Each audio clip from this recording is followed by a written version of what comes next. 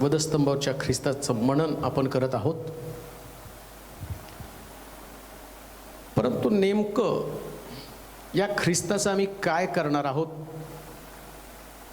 ते फार महत्त्वाचं आहे. दरवर्षी लेंटचे दिवस सुरू होतात. दरवर्षी लोक उपवास करतात.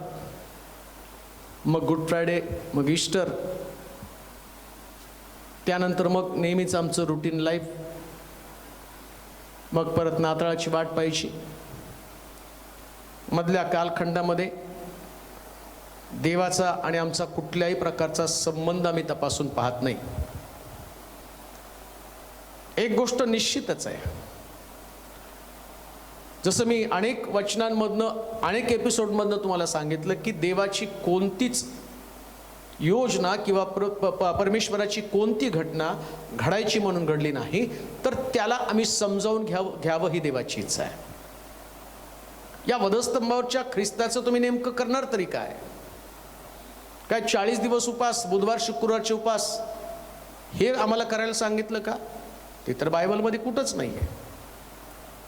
तुम्हाला 40 दिवसाचे उपास करा म्हणून तर कोणी बायबलमध्ये शिकवलंच नाही, पण ते तुम्ही तुमच्या मनाने करत आहात. मग काय पवित्र शास्त्रानं तुम्हाला शिकवलंय आणि ते समजावून घेतलं का?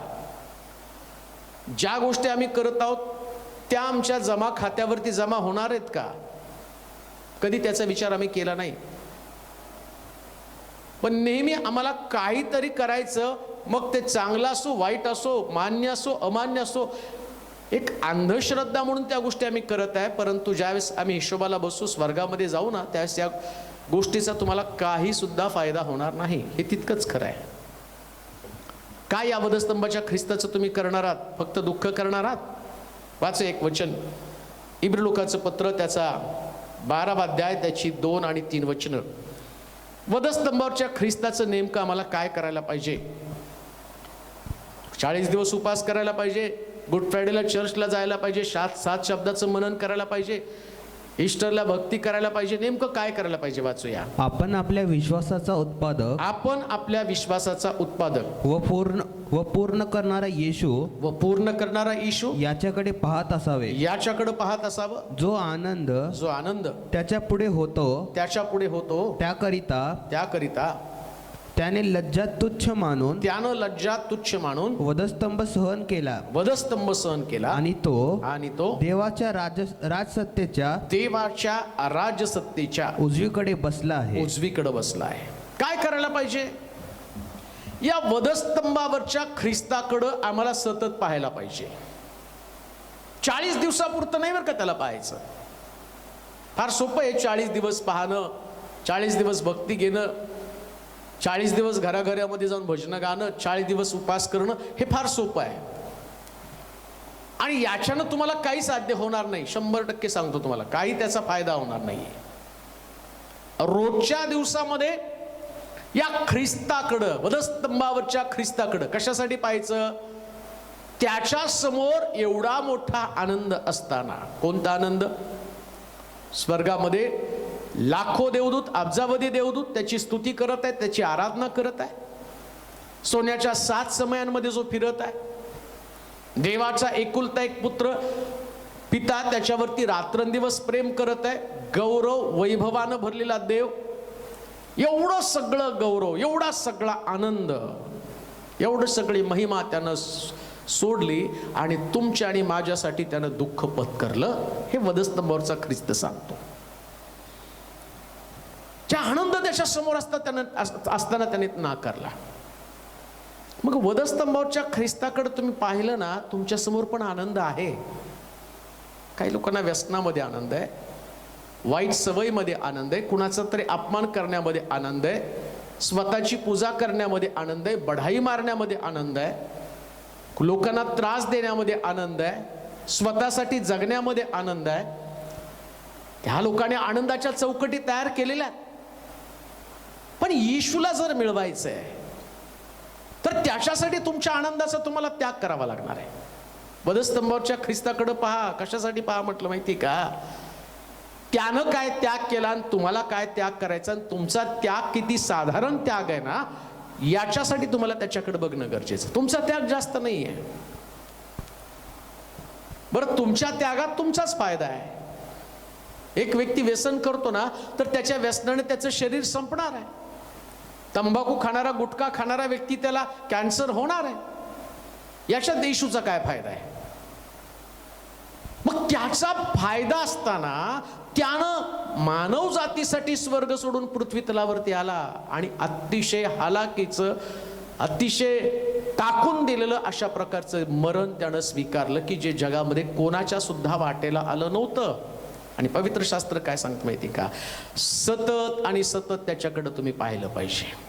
का पाहायचं? वधस्तंभावरील मरण हे दिसण्यासाठी शाप आहे, पीडा आहे, यातना आहे, अपमान आहे, हाल अपेष्टा आहेत, अवहेलना आहे.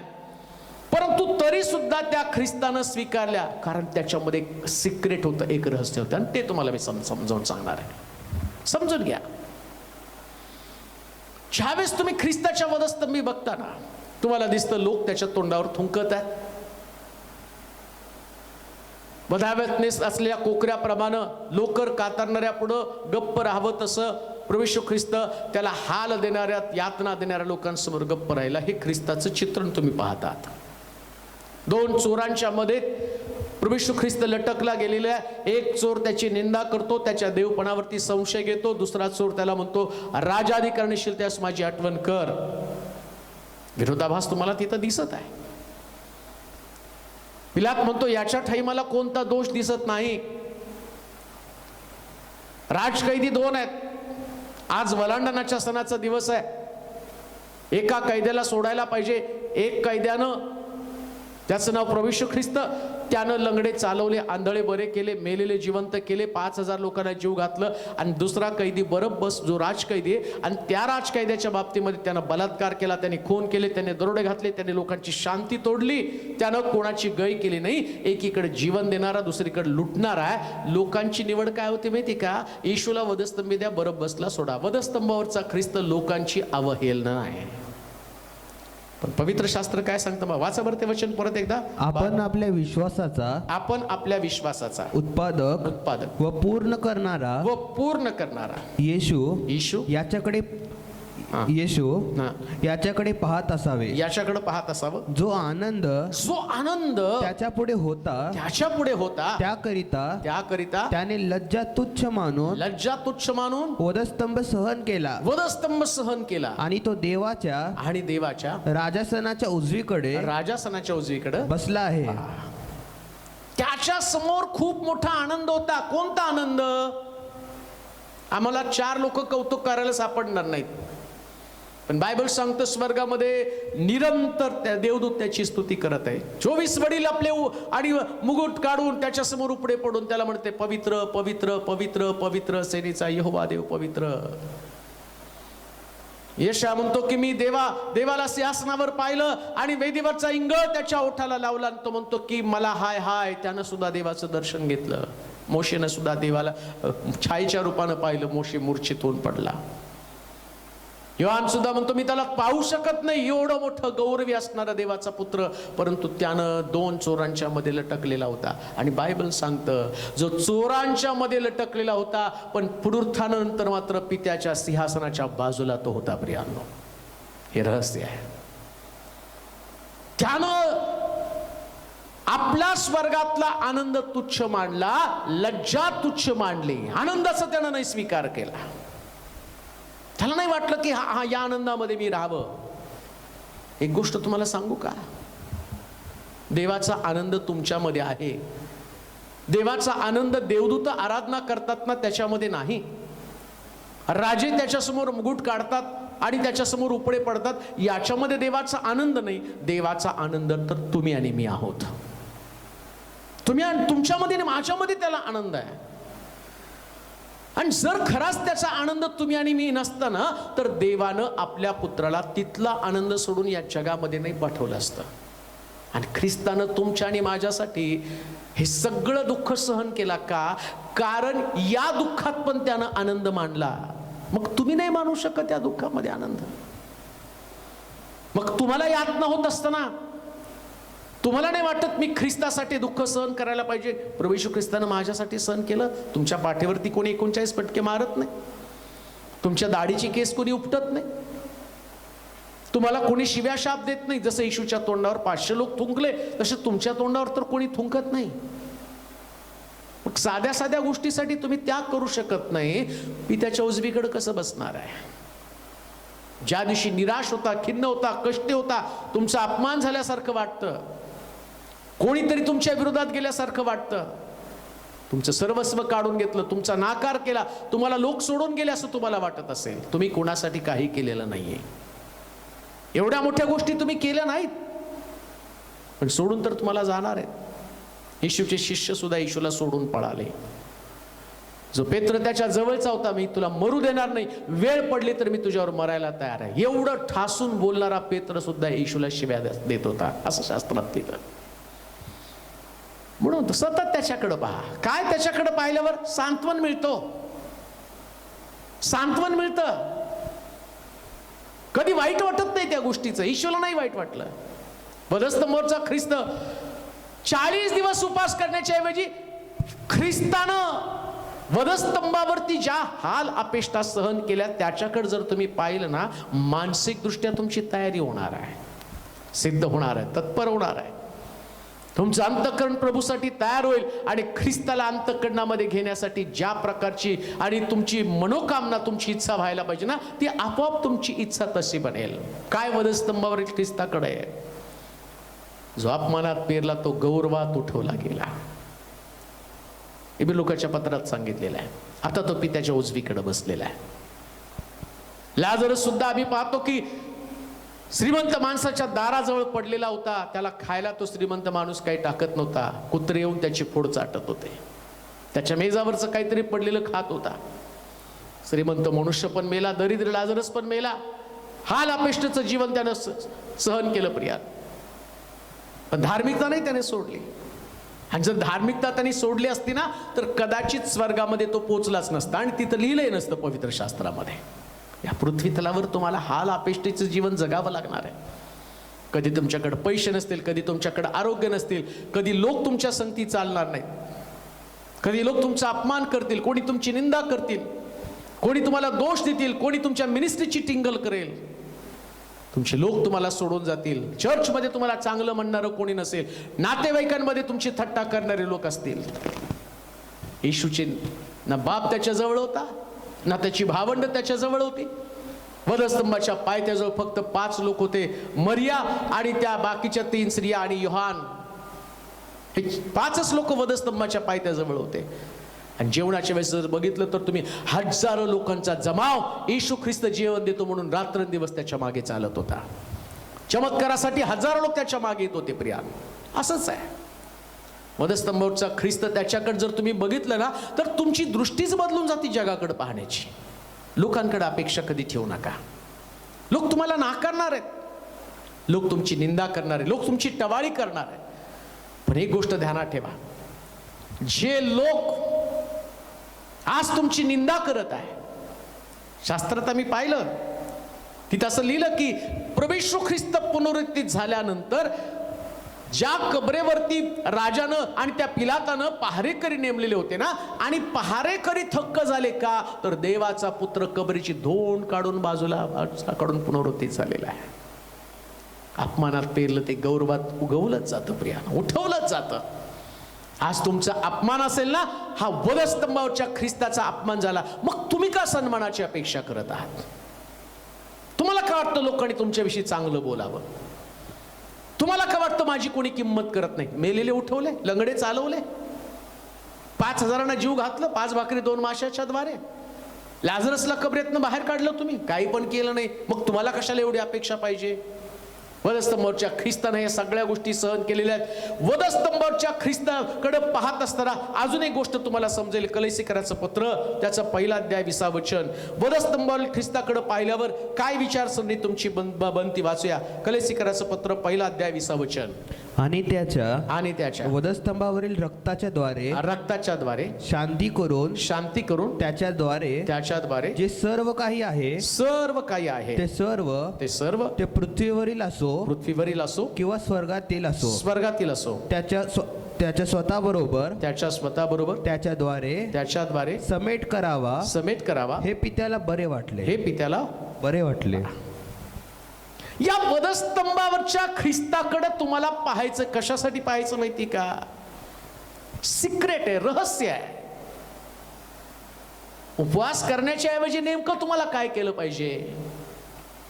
उपवास तुमची धार्मिकता नाही, आणि उपवास तुम्हाला 40 दिवस देवाने करायला सांगितले पण नाही. उलट प्रभू येशू ख्रिस्त म्हटलं, माझ्यासाठी रडू नका, आपल्यासाठी व आपल्या मुलाबाळांसाठी रडा. ना, तुम्हाला येशूसाठी उपवास करायची गरज नाहीये. आणि उपवास केल्यावर प्रभू तुमच्या गरजा भागवतो असं नाहीये. प्रार्थना पण प्रभूने शिकवली, ती पण प्रार्थना मी म्हणतो, हे आमच्या स्वर्गातील बापा, तुझं नाम पवित्र मानलं जाऊ, तुझं राज्य हो, जसं स्वर्गात तसं पृथ्वीवर हो, आमची रोजची भाकर आज आम्हास दे. म्हणजे तुम्हाला सगळं देव देतो, मग कशासाठी प्रार्थना करता, कशासाठी उपवास करता? काय वधस्तंभावरचा ख्रिस्त तुम्हाला शिकवत आहे? कलेसिकराच्या पत्रात सांगितलं, इब्रियोच्या पत्रात सांगितलं, त्या ख्रिस्ताकडे पाहून तुम्हाला शिकायचंय. काय शिकायचंय? या पृथ्वी तलावर आणि स्वर्गावर त्याच्याद्वारे समेट. येशू ख्रिस्तापासून काय शिकायचंय तुम्हाला? पश्चाताप करायचा आणि देवाबरोबर समेट करायचा. समेटासाठी पश्चातापाची गरज आहे. नियम काय होता माहिती का? पापक्षमेचा जुना करातला नियम काय होता? घराण्यासाठी कोकरू घ्यायचं, घरातल्या प्रत्येकानं त्या कोकऱ्याच्या डोक्यावर हात ठेवायचा. हात ठेवल्यावर सगळं पाप त्या कोकऱ्यावरती लादलं जायचं, कोकऱ्यामध्ये ते पाप जायचं, आणि मग कोकरा याजकानं कापायचा, आणि कापताना हे सगळं पाप आता त्या कोकऱ्यामध्ये. म्हणजे कापलं कोणाला? पापाला कापलं. कोकऱ्याचं रक्त सांडलं जातं, कोकरा तडफडत असतो ना, त्याची मान कापल्यावरती म्हणजे पाप तडफडत असतं. आता येशू ख्रिस्ताच्या बाबतीत तसंच आहे. तो आमच्यासाठी कोकरा आहे, आम्ही आमचं सगळं पाप त्याच्यावरती लादायचं. आमची व्यसनं असतील, आमचा व्यभिचार असेल, आमची भांडणं असतील, आमचं बढाई असेल, आम्ही निंदा करणारे, स्वतःचं कौतुक करणारे, स्वतःविषयी जास्त बोलणारे, किती सवयी, किती घाणेरड्या गोष्टी आमच्यामध्ये, पण सगळं पाप त्याच्यावरती लादलं. आता पाप लादल्यावरती येशू ख्रिस्त वधस्तंभी गेला, मारला गेला, म्हणजे आमचं पाप नष्ट झालं. आणि पाप नष्ट झाल्यावर पित्यासन आमचं समेट घडला. ऐका बरं का, फार सुंदर आहे. ज्याला ख्रिस्ताचा वधस्तंभ समजला, ज्याला गुड फ्रायडे कळाला, ज्याला हे लेनच्या दिवसाचं रहस्य कळालं. लेनचे दिवस नाहीत, पण आता तुम्ही मनावर घेतलंय, तुम्ही ते करतच आहात. तुम्हाला तर अडवणार कोण? तुम्ही ईश्वराला तरी त्याचं ऐकणार नाही, कारण एवढे तुम्ही येशूपेक्षा मोठे झालेला आहात. किती ऐकलं ना उपदेश, एवढे वर्ष करू, पुढच्या वर्षी सोडू, मग अमकं करू, मग तमकं करू. अहो, ज्याचा फायदाच नाही, पण तुम्हाला करायचीच हौस आली. मी नाही म्हणत तुम्ही केल्यावर नरकामध्ये जाणार आहे, पण मला तुम्हाला सांगायचं, याच्यापेक्षा हे करा. उपवास केल्यानं तुम्ही नरकात नाही जाणार, कारण तुम्ही करता देवासाठी करता, तुमची भावना चांगली आहे. पण प्रभू तुम्हाला काय सांगतो ते ऐका ना. प्रभूला तुमच्याकडनं काय अपेक्षा आहे ते जाणून घ्या ना, ज्याच्यानं तुम्हाला लाभ होणार आहे. आणि जी गोष्ट शास्त्रात सांगितली की ख्रिस्ताचं वधस्तंभी जाणं म्हणजे नेमकं काय? तो म्हटलं, वधस्तंभी गेला स्वर्गामध्ये, वाच बरं वचन ते, आणि त्याच्या वधस्तंभावरील रक्ताच्या द्वारे शांती करून त्याच्याद्वारे जे सर्व काही आहे ते सर्व ते पृथ्वीवरील असो किंवा स्वर्गातील असो त्याच्या स्वतःबरोबर त्याच्याद्वारे समेट करावा हे पित्याला बरे वाटले. पित्याला काय वाटतं? येशू ख्रिस्ताच्या वधस्तंभी जाणे, स्वर्गात समेट व्हावा आणि पृथ्वीवर पण सगळ्यांमध्ये समेट व्हावा, हे पित्याला बरं वाटतं. 40 दिवस उपवास करावे नाही बरं वाटत. आलं का लक्षात तुमच्या? देवाला नाही वाटत तुम्ही तुमच्या शरीराला पीडा द्याव्यात, देवाला नाही वाटत तुम्ही त्रास भोगावा. यशाचं पुस्तक मला वाटतं 58 अध्याय वाचतो का? यशया 58 4 पासून. देवाला वाटतं का तुम्ही त्रास सहन करावा? देवाला वाटतं का तुम्ही वेदना सहन कराव्यात? काय प्रभूला वाटतं वाचूया यशाच्या पुस्तकामध्ये 58 अध्यायामध्ये. पहा पहा तुमच्या उपवासाचा परिणाम तुमच्या उपवासाचा परिणाम तर असा होतो की तुम्ही त्यावेळी कटकटी करता व दुष्टपणानं ठोसाठोसी करिता तुमचा शब्द ऊर्ध्वलोकी ऐकू जावा याकरिता तुमचे हल्लीचे उपास आहेत असे नाही. मला पसंत पडणारा असा हा उपास तो मला हा उपास पसंतच पडत नाही ना. ज्याला तुम्ही म्हणता लेनचे दिवस, मग प्रभूला पसंत काय पडतं? उपास तर त्याला पसंत नाहीच आहे तुमचे. मी उपवासाच्या विरोधात नाही, तुम्हाला करायचे तुम्ही करा, पण त्याच्यापेक्षा महत्वाचं काय करा. इथं ज्या प्रमाणावर कलेसिकराच्या पत्रामध्ये पौल सांगतो, काय सांगितलं त्यानं? पृथ्वीवर आणि स्वर्गामध्ये आणि पृथ्वीवर सगळ्यांमध्ये समेट असावा ही देवाची इच्छा आहे. अजून म्हटलं नुसतंच नाही तर वधस्तंभाच्या द्वारे शांती निर्माण व्हावी. शांती किती लोकांमध्ये आहे? किती लोक शांत झालेत? 40 दिवसात नाही बरं का. अजून एक उदाहरण तुम्हाला पवित्र शास्त्रातलं सांगतो. आता सगळे धार्मिक झालेले आहेत, रोज उपास करत आहे, प्रार्थना करत आहे, चर्चला पण जात असतील 40 दिवसामध्ये. तिथं पण लोकांनी 40 दिवस चर्च ठेवलंय. वर्षभर नाही दिसणार, पण आता जाणार ते. वर्षभर सबबी सांगतील, पण आता मात्र सारखे चर्च उघडे का. कशाला रे बाबा? कशाला? वर्षभर तर फिरकला नाही चर्चमध्ये, तेव्हा सगळ्या सबबी सांगितल्या, पण आता तुला काहीतरी पाहिजे, दिखाऊपणा. बघायला पाहिजे लोकांनी माझी उपास आहे, मला उपास आहे, आणि मग मी चर्चला गेलो. काय अपेक्षा देवाला तुमच्याकडनं? शांती केली पाहिजे, याच्यात नाही. 40 दिवसामध्ये बघणार पण नाही प्रभू. का हो? येशू ख्रिस्तानं यरुशलेमेत प्रवेश केला, हे सगळे त्या घटनेमध्ये बरं का, वधस्तंभी जाण्याच्या अगोदरच्या सगळ्या घटना आहेत, आणि सगळं त्यांनी टप्प्याटप्प्याने सांगून ठेवलेलं आहे. कोणत्या गोष्टी प्रभूला आवडतात, कोणत्या गोष्टी आवडत नाहीत. तो गेला आणि त्याला भूक लागली असं त्याने पाहिलं, आणि तो गेला आणि त्याला अंजिराचं झाड दिसलं, आणि त्या अंजिराच्या झाडाला त्याने शाप दिला. का शाप दिला माहिती का? कारण त्या झाडावरती फळ नव्हतं. आणि फळ का नव्हतं? हंगामच आला नव्हता अजून. लिहिलंय स्पष्ट. मग हंगाम आला नाही आणि येशू जाऊन फळाची अपेक्षा करतो, मग झाडाची चुकी काय येशूची चुकी आहे? हंगाम नसल्यावर कसं काय अंजिराचं झाड फळ देईल? पण येशूला काहीतरी शिकवायचं होतं ना. त्याला माहिती होतं, वधस्तंभी जाण्या अगोदरचीच ही घटना आहे. तुम्ही लेनचे दिवस म्हणता ना, त्याच्या आतल्या मधल्या घटना बघा. मग आता तुम्ही म्हणता बायबलमध्ये नाही, ते तुमच्या मनाने तुम्ही ठरवले, पण त्याच्यातल्या घटना पण तुमच्या लक्षामध्ये येणं गरजेचं आहे. मग तुम्ही किती चुकीचे किती बरोबर आहे ते तुम्हाला समजणार आहे. येशू तिथं गेला, झाडावरती हंगाम नव्हता, फळ नव्हतं. येशू म्हटलं इथून पुढे तुला कधी फळ नाही हो. का त्यानं अशा प्रकारची गोष्ट केली? येशू मूर्ख होता का? त्याला समजत नव्हतं का? पण त्याला इशारा द्यायचा होता. इशारा समजणे वाले को इशारा काफी आहे. त्याने इशारा देऊन ठेवला. कोणत्या? हंगामी ख्रिस्ती लोकांसाठी. आता 40 दिवसात तुमचा हंगाम आहे. आता तुम्ही प्रार्थना कराल, आता तुम्ही क्षमा कराल, आता सगळं कराल, पण या हंगामात येशू तुमच्याकडे येत नाही. हंगाम नसताना तुमच्याकडे येतो. हे दिवस संपल्यावर तुमच्याकडे येईल. मग तो म्हणला आता कर बरं उपास. आता कोण उपास करत नाही तू कर. आता कोण चर्चला जात नाही तू चर्चला जा. आता कोण स्तुती करत नाही, भजन गात नाही, आता गाऊन दाखव. 40 दिवसावर संपला सगळा आमचा हंगाम, आणि तेव्हाच नेमका येशू तिथं येतो. कान देऊ नाही का? रहस्य काय? या पृथ्वी तलावर आणि स्वर्गामध्ये सगळ्यांशी तुमचा समेट. स्वर्गात तर समेट तेव्हाच होईल तो ऐकू येत नाहीत का माझा कान मंद नाही, देता येत नाहीत का माझा हात तोकडा नाही, पण तुमच्यामध्ये आणि माझ्यामध्ये पापाची आडभिंत आहे. तुमची पाप आडभिंतीप्रमाणे माझ्या समोर आहे. पापच सोडलं पाहिजे पहिल्यांदा. कसा देवाबरोबर समेट होईल? उधळ्या पुत्र बापाचं घर त्यानं सोडलं ना.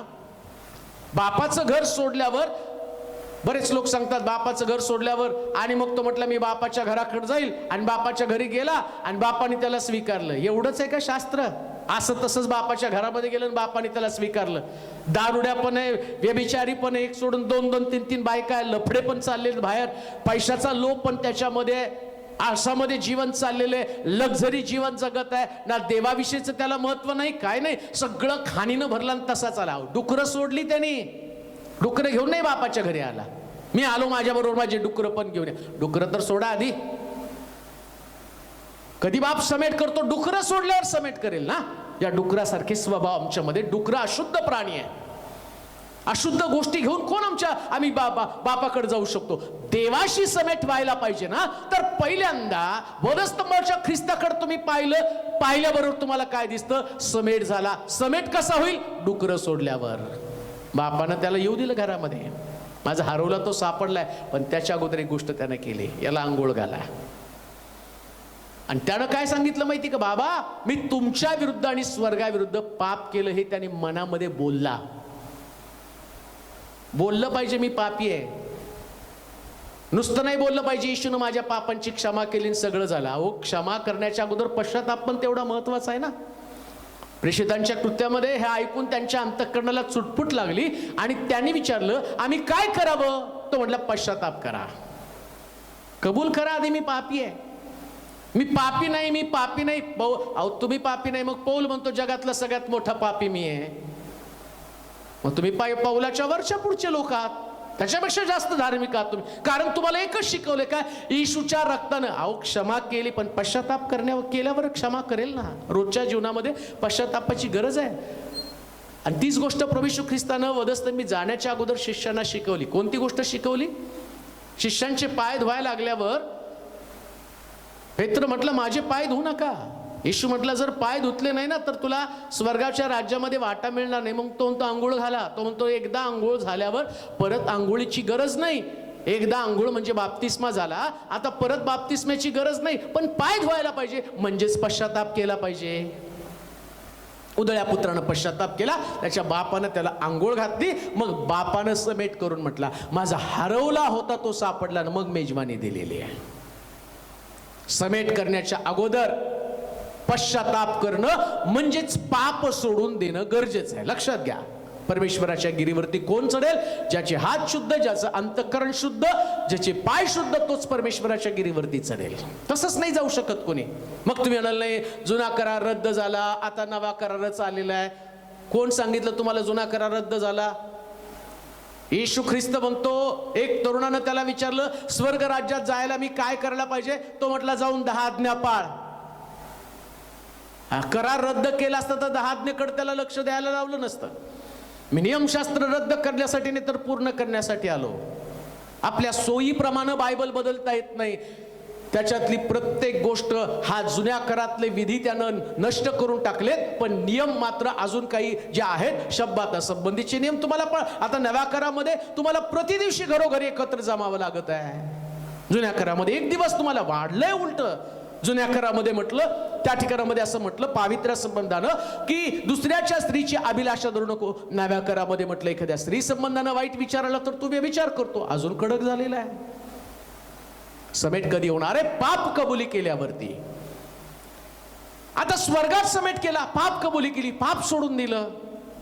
आता जसं स्वर्गामध्ये समेट होतो ना, तसं पृथ्वी तलावर पण एकमेकाशी समेट केला जातो. लक्षात घ्या. समेट, उपवास करण्याच्या ऐवजी समेट करा एकमेकाबरोबर. वधस्तंभाच्या ख्रिस्ताकडे पाहिल्यावर आपोआप तुमच्यामध्ये समेटाची भावना येते. जगाच्या इतिहासामध्ये अजूनपर्यंत अशा घटना घडल्या नाही. मनुष्याला बदलण्याची ताकद कोणामध्ये नव्हती, पण प्रभू येशू ख्रिस्तानं ते करून दाखवलं. मला वाटतं एक वचन वाचू, लुकाचं शुभवर्तमान त्याचा 23वा अध्याय 12 वचन. प्रभू येशू ख्रिस्त जसं बोलतो तसं करतो. त्याची प्रत्येक घटना मनुष्याला काहीतरी शिकवत असते. लुकाचं शुभवर्तमान 23वा अध्याय 12 वचन. त्याच दिवशी पिलात व हेरोद हे एकमेकांचे मित्र झाले. त्यापूर्वी त्यांचे आपसात वैर होते. वधस्तंभी जाण्याच्या अगोदर प्रभू येशू ख्रिस्तानं जो त्याचा उद्देश, जे त्याचं ध्येय होतं, स्वर्गातल्या देवाबरोबर समेट व्हावा आणि पृथ्वी तलावर पण प्रत्येक व्यक्तीचा एकमेकाबरोबर समेट व्हावा, ही देवाची इच्छा आहे.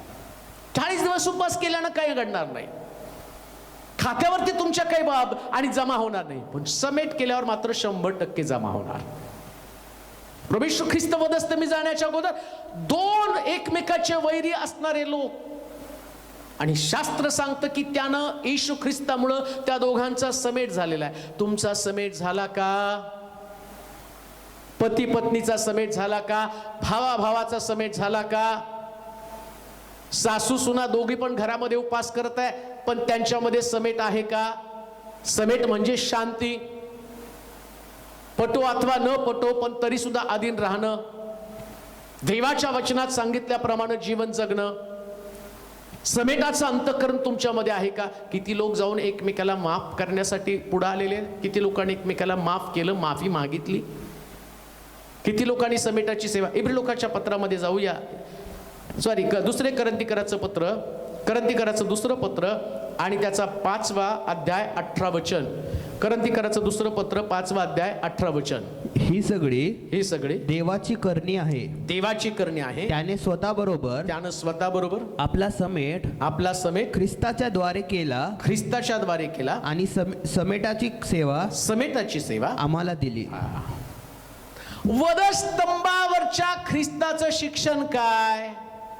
ख्रिस्ताच्या द्वारे येशू ख्रिस्तानं मध्यस्थी करून देवाला सांगितलं, चुकतोय मनोज, चुकतेत हे लोक, माफ कर प्रभूजी, त्यांना क्षमा कर. त्यानं मध्यस्थी तिथं केली आणि देवानं त्याची मध्यस्थी मान्य केली आणि देवानं आमच्या तुमच्या बरोबर समेट केला. आणि आता तो काय म्हणतो? जसं देवानं तुमच्या बरोबर समेट केला. नीट आहे का बरं का? आता आम्ही समेट करून घेण्याच्या योग्यतेचे नव्हते, आमची तेवढी पात्रता लायकी नव्हती. देवानं आम्हाला क्षमा करावी एवढ्या योग्यतेचे कोण आहे आम्ही? आमची काय पात्रता, आमची काय लायकी आहे? आम्ही कधी कधी म्हणतो ना, कोणी जाऊन समेट करावा, कोणाबरोबर समेट करावं, त्याची काय लायकी का त्याच्यावर समेट करण्यासाठी? अहो, तुमची तरी कुठं लायकी होती देवाबरोबर तुमचा समेट व्हावा? पण ख्रिस्तानं मध्यस्थी केली ना. तुम्ही आणि मी अपात्र लोक होतो, पण येशू ख्रिस्ताच्या मध्यस्थीच्या द्वारे आम्ही देवाजवळ जाण्यासाठी पात्र बनलो. आणि तो काय म्हणतो माहितीये का? वधस्तंभावर ख्रिस्ताकडे पाहिल्यावर तुम्हाला कळतं त्यानं देवाबरोबर तुमचा समेट केला. आता तो म्हणतो ती सेवा तुम्हाला करायची. कोणती सेवा? एकमेकाशी समेट करण्याचं. म्हणून लक्षात ठेवा, मंडळीमध्ये अशा प्रकारचे लोक, परिवारामध्ये अशा प्रकारचे लोक पाहिजे की जे एकमेकाशी समेट करतील, वाद निर्माण करतील नाही. प्रियांनो, कोणी कुणाचं काय बोललं तुम्हाला माहिती असलं ना, उपवास करता आणि त्यांच्या चुगल्या पण लावता, भांडणं पण लावता.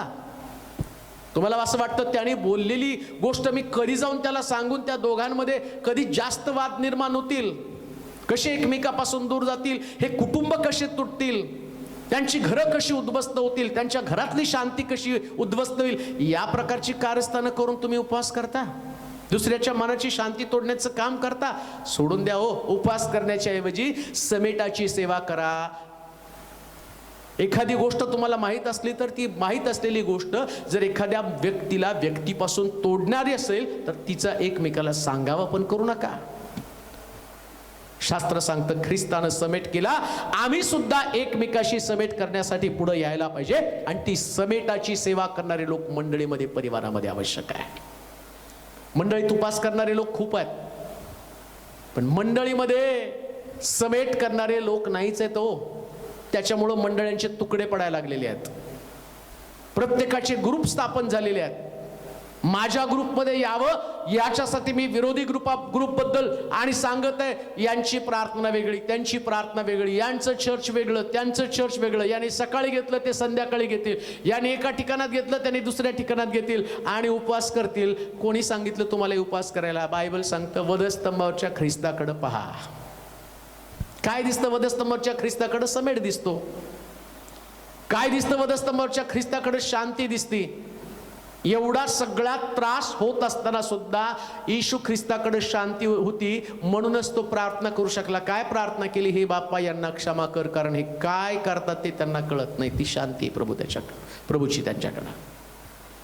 प्रभूची शांती तशीच असते. यातना भोगत असताना सुद्धा त्रास देणाऱ्या लोकांसाठी मध्यस्थी करतो. वधस्तंभावरच्या ख्रिस्ताकडे पाहिल्यावर तुम्हाला हे समजणार आहे. मध्यस्थ, तुम्ही किती लोकांची मध्यस्थी करता? त्रास देणाऱ्या लोकांसाठी मध्यस्थी करता देवाजवळ. स्तेफनाने जशी प्रार्थना केली, हे पाप यांच्या माती मोजू नको, मग स्तेफन बनू शकतो, ख्रिस्त बनू शकतो. तुम्ही नाही बनू शकत. तुम्ही सोपा मार्ग निवडला, उपवास करायचा, उपाशी राहायचं, चर्चला जायचं, प्रार्थना करायची. ते नाही, हे करा. समेट करा, शांती ठेवा, मध्यस्थी करा, एकमेकासाठी मध्यस्थी करा, दोन कुटुंब एकत्र करा, पती पत्नीला एकत्र आणा, बापाला मुलाला एकत्र आणा, सासू सुनांना एकत्र आणा, शेजारी शेजारी एकत्र येऊ द्या, मंडळीमध्ये प्रत्येकाबरोबर समेट असू द्या, मंडळीतल्या लोकांना एकमेकापासून तोडू नका, कोणाविषयी गैरसमज पसरू नका, माहिती असलेल्या गोष्टी आणि खऱ्या असतील तरी सांगून त्यांची मनं तोडण्याचं काम करू नका. हे प्रभूला पसंत नाही. तो म्हणतो मला हा पसंत पडणारा उपास आहे का? मग पसंत पडणारं काय आहे? पसंत पडणारं समेट आहे, पसंत पडणारं काय शांती आहे. आणि ज्याला वधस्तंभावरच्या ख्रिस्ताकडे जो बघतो ना त्याचं जीवनच बदलतं, त्याचा स्वभाव बदलतो. देवाचे प्रिय लोको, जर वधस्तंभावरच्या ख्रिस्ताकडे पाहिलं तर निश्चितच तुमच्यामध्ये, तुमच्या स्वभावामध्ये बदल होणार आहे, तुमच्या विचारामध्ये बदल होणार आहे. प्रभू करो आणि तुम्हाला याच पद्धतीनं वधस्तंभावरच्या ख्रिस्ताचं महत्त्व पटो. आपण प्रार्थना करू. हे गौरवशाली देवा, सर्वशक्तिमान राजा, मी तुझी स्तुती करतो, तुझी आराधना करतो. अंतर्मुख होऊन विचार करायसाठी भाग लावणारं असं तुझं वचन आहे. बऱ्याच उणिवा, बऱ्याच कमतरता आमच्यामध्ये आहे. पूर्ण होण्याची इच्छा आहे प्रभूजी, पण आम्ही मानव आहोत, दुर्बल आहोत, कमजोर आहोत. जे लोक तुझं वचन ऐकत आहे आज या वचनाच्या द्वारे त्यांना हलव, समजू दे त्यांना नेमकं काय करायचंय. उपास करण्याच्या ऐवजी समेट करावा, शांती करावी, हीच तुझ्या आमच्या संबंधाने इच्छा आहे. जे लोक तुझं वचन ऐकत आहे आज अशा सगळ्यांसाठी प्रार्थना करतो मी माझ्या देवा. त्यांचं लक्ष तुझ्याकडे लागलं जाऊ दे आणि इथून पुढं वचन ऐकल्यावर त्यांनी पहिल्यांदा फोन हातामध्ये घ्यावा. ज्यांच्याशी त्यांचं बिनसलेलं आहे, ज्यांच्याशी त्यांचे संबंध तुटलेले आहेत, अशा लोकांशी समेट करणार अंतःकरण त्यांना दे. आणि माझा विश्वास आहे वचनाच्या द्वारे त्या गोष्टी तू घडवून आणणार आहेस प्रभूजी. त्या घडल्या जाऊ दे. हृदय परिवर्तन कर, तुटलेली कुटुंब एकत्र कर, पती पत्नीतले तणाव नष्ट करून टाक, बाप मुलामधले तणाव नष्ट करून टाक, भावाभावामधला संघर्ष संपुष्टात येऊ दे, सासू सुनेमधलं वाद संपुष्टात येऊ दे आणि प्रत्येकाच्या घरात शांती येऊ दे. कारण वधस्तंभावरचा ख्रिस्त याच गोष्टीची अपेक्षा आमच्यामध्ये करत आहे. ऐकणाऱ्या प्रत्येकाला बदल प्रभूजी. आणि या दिवसामध्ये वचनाच्या द्वारे सगळीकडे ज्यांच्या कानावरती वचन जाईल अशा सगळ्या लोकांना बदलून टाक माझ्या देवा. तुला गौरव देत तुझी स्तुती करत येशूच्या नावात ही प्रार्थना विनवणी केली म्हणून तो ऐक. आमेन.